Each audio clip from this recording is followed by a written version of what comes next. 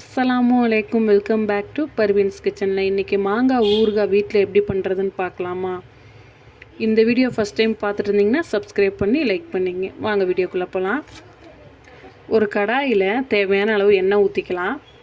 எண்ணெய் நல்லா சூடானணும் கடுகு சேர்த்துக்கலாம். கடுகு நல்லா பொரிஞ்சதுக்கப்புறம் கருவேப்பிலையும் சேர்த்துக்கலாம். அதுவும் நல்லா பொரிஞ்சதுக்கப்புறம் நம்ம கட் பண்ணி வச்சுருக்க மாங்காவை சேர்த்துட்டு மிளகாய் தூள் 1 ஸ்பூன், சாம்பார் பொடி 1 ஸ்பூன் சேர்த்துக்கலாம்.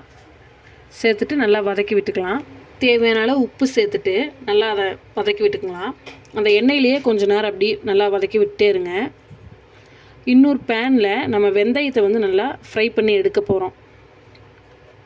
இது மாதிரி ட்ரை பண்ணி பாருங்கள், உங்களுக்கு ரொம்பவே பிடிக்கும். வெந்தயம் 2 ஸ்பூன் போட்டு ப்ரௌன் கலராக வரையும் நல்லா வறுத்துக்கலாம்.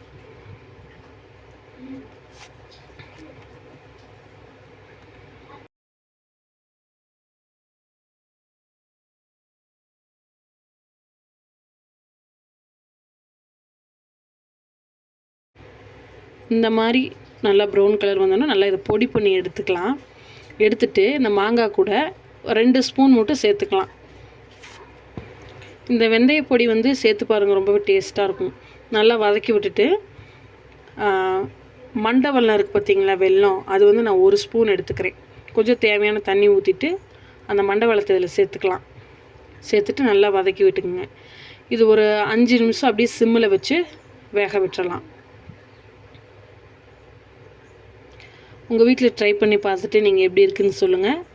இந்த வீடியோ ஃபஸ்ட் டைம் பார்த்துட்டு இருந்தீங்கன்னா சப்ஸ்கிரைப் பண்ணி லைக் பண்ணுங்கள். இந்த ஊறுகாய் ரொம்பவே டேஸ்ட்டாக இருக்கும்.